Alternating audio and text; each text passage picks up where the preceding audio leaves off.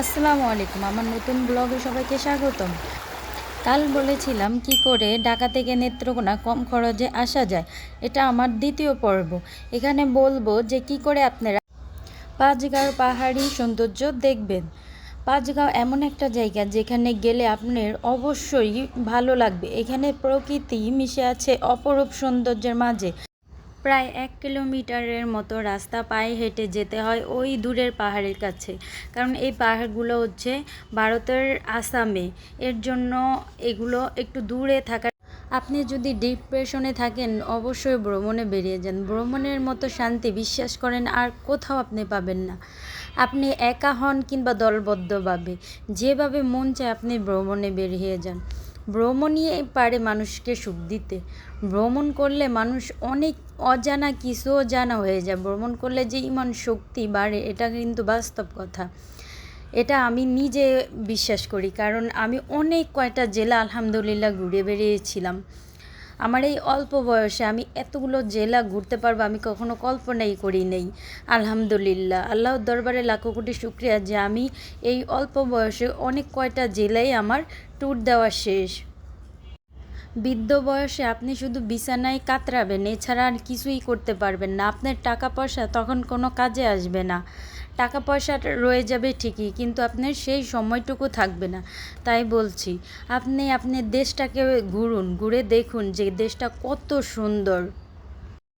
প্রথমবার পাহাড় দেখার অনুভূতি সত্যি ভাষায় প্রকাশ করা যাবে না। এই পাহাড়টা যে এত সুন্দর ছিল যা কি বলবো। মানে আমি আল্লাহর দরবারে লাখো কোটি শুকরিয়া যে আমার এই দু চোখ দিয়ে এত সুন্দর অপরূপ দৃশ্যগুলো দেখতে পেরেছি। এটা পাঁচগাঁওয়ের মেঘালয়ে, আসামের মেঘালয়ের পাহাড়গুলো। এখানে যাওয়া নিষিদ্ধ। খুব রিস্ক নিয়ে আমরা এই জায়গাগুলো ভ্রমণ করেছিলাম। আমরা খুব সকালে বেরিয়ে গেছিলাম এই পাহাড়গুলো এক্সপ্লোর করার জন্য। এর জন্য আমাদের তেমন কোনো সমস্যার সম্মুখীন হতে হয়নি। আমরা অনেকজন যাওয়াতে বেশ মজাই লেগেছিল। ঝর্ণার পানির যে একটা শব্দ আপনি যদি আপনার নিজের কানে না শুনেন কখনোই উপলব্ধি করতে পারবেন না। মহান আল্লাহ তাআলার সৃষ্টি যে এত সুন্দর কি বলবো, অপরূপ ছিল। এই ঝর্ণার মানে যে একটা আওয়াজ ছিল এখন আমি ভাষায় প্রকাশ করতে পারছি না। খুবই সুন্দর ছিল, অপরূপ দৃশ্য ছিল। এটা অনেক বড়, আর এটা এসেছে ভারতের মেঘালয় থেকে। এটা কিন্তু আমাদের বাংলাদেশ না, এটা আমাদের বাংলাদেশের বাহিরের অংশ। আমরা মানে অবৈধভাবে ঢুকেছিলাম ভিতরটা উপভোগ করার জন্য। এটা হচ্ছে বাংলাদেশ ভারতের পিলার। এটা হচ্ছে ভারত বাংলাদেশের সাইড, আর অপোজিট সাইডটা হচ্ছে ভারতের। ফুলগুলো দেখতে বেশ দারুণ লাগছিল।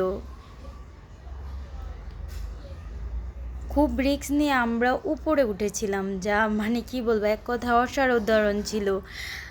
হাইকিং করার জন্য সবাই মিলে রিস্ক নিয়ে উপরে উঠে দেখেছিলাম যে উপর থেকে পাহাড় থেকে মানে সমতল ভূমিটা দেখতে কেমন লাগে।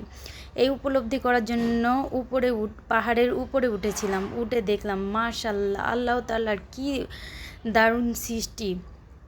অনেক ভালো লেগেছে, যা ভাষায় প্রকাশ করা যাবে না। আমরা সবাই একত্রে গিয়েছিলাম। আপনারা যারা যাবেন অবশ্যই খুব সকালে ওই পাঁচগাঁওতে যাবেন, তাহলে আপনাদের বিজেপির সাথে দেখা নাও হতে পারে। আর বেশি দূর যাবেন না, তাহলে কিন্তু ভারতের বিএসএফের দেখা পেয়ে যেতে পারেন। এটা হচ্ছে পাহাড়ের উপরের দৃশ্য। মানে কি বলবো, এক কথা অসাধারণ ছিল, অনেক সুন্দর, কি সুন্দর মাশাআল্লাহ।